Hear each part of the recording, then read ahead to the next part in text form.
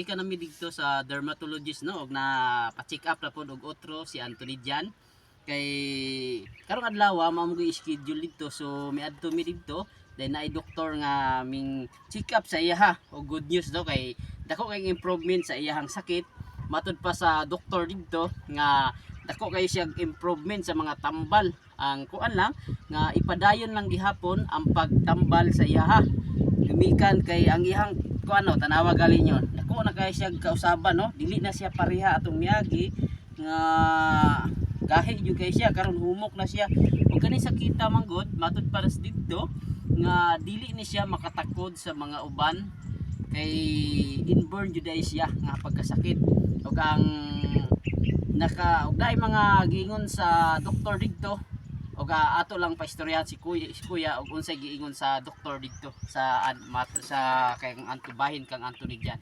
Ya unsa may maistorya nimo dito nga gistorya pud sa mga sa doktor nga nag-check up ang Anthony Jan sa imuha.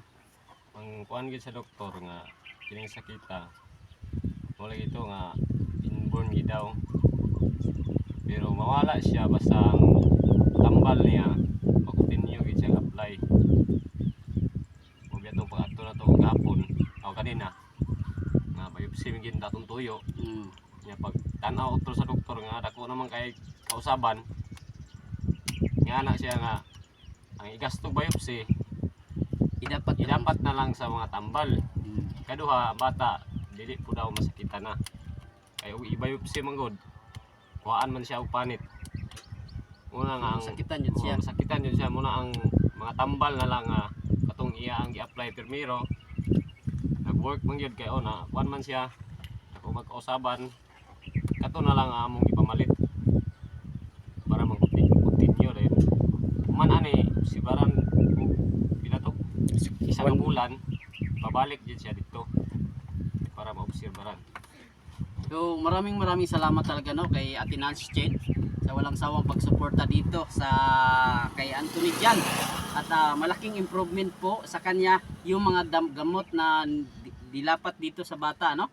Tapos nagpapasalamat din po tayo kay Mr. G no sa suporta dito sa amin at ngayon po hindi na mabiopsy si Anthony Jan kasi ang laking improvement po ng mga gamot na binigay po sa kanya no.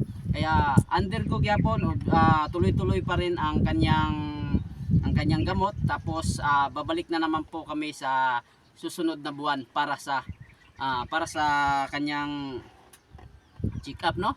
Maraming salamat talaga kay maraming salamat no sa mga nag-share sa ating video para po sa kay Anthony Jan. Hopefully na gumaling na siya at lumakas para tuloy-tuloy po ang kanyang pag-aaral at kung sa ganon hindi na po siya mabuli sa mga bata no. At unsa may istorya nimo nga na check up na po karon? Unsa may istorya nimo? Ha? Payon kay sige man gisi. Malipayon kay si Anthony Jan tungod kay na check up na po siya naay pag-asa ang iyahang sakit nga maulian. Nagpasalamat po ta sa Ginoo nga naay tawo nga naghatag og gagahin para sa iya ha. Daghang salamat Lord no nga kaning bata imo jud kaming gigabayan nga maulian jud siya mapa-check up og katawa kayo siya. No, daghang salamat no, daghang salamat sa mga pag-ampo ninyo nga maulian nyo di si Anthony Jan. Og God bless po sa tanan og daghang salamat sa mga nag-share sa atong video. Ma'am Nanshin, salamat. Maraming salamat sa walang sawang pagsuporta dito po sa aming mga charity vlog. God bless po sa inyo ma'am at mabuhay po kayo. Bye bye.